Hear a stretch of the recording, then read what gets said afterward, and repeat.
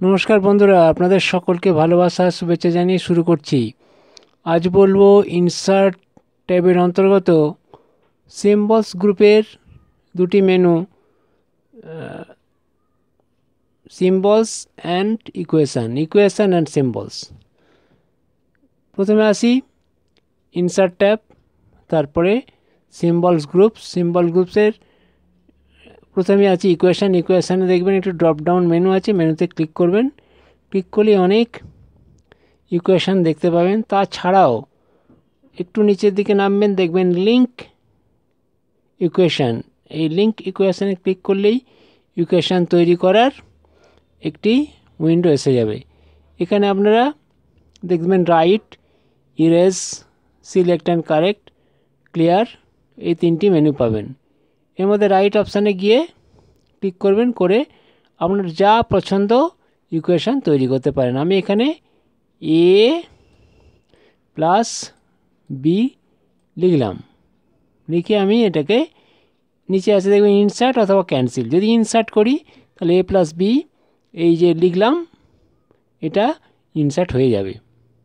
অর্থাৎ আপনার ইকুয়েশানের মধ্যে এই এ প্লাস বিটা ইনসার্ট হয়ে যাবে, অর্থাৎ অন্তর্ভুক্ত হবে। আমি ইনসার্টে লেফট ক্লিক করলাম, সঙ্গে সঙ্গে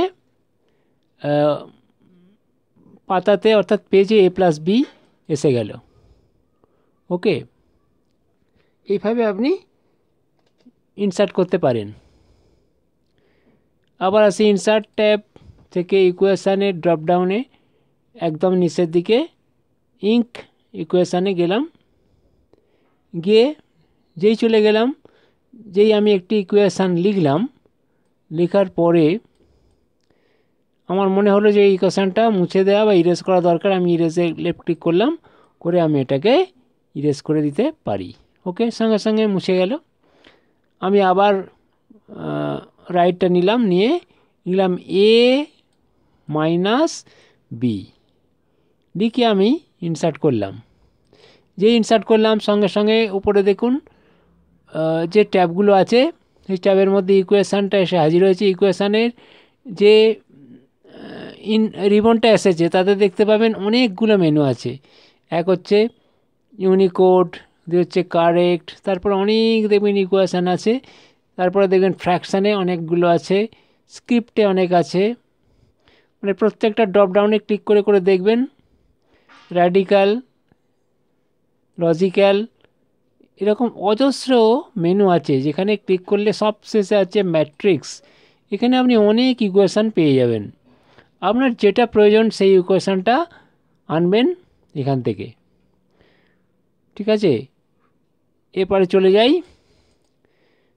পরের মেনু, অর্থাৎ ইনসার্ট ট্যাবের সিম্বল গ্রুপের পরের মেনু সিম্বলসের ড্রপডাউনে ক্লিক করলেই অনেকগুলো সিম্বল দেখতে পাবেন। আমি একটিকে বেছে নিলাম, নিয়ে এটাকে সিলেক্ট করে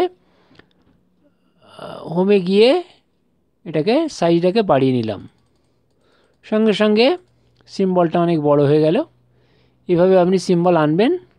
এছাড়াও যদি আরও সিম্বল পেতে চান তাহলে আবার ইনসার্ট ট্যাবের সিম্বল গ্রুপের সিম্বলে যাবেন, গিয়ে দেখবেন মোর সিম্বলস লেখা আছে। মোর সিম্বলসে ক্লিক করবেন, করলে অনেক সিম্বল আপনি দেখতে পাবেন।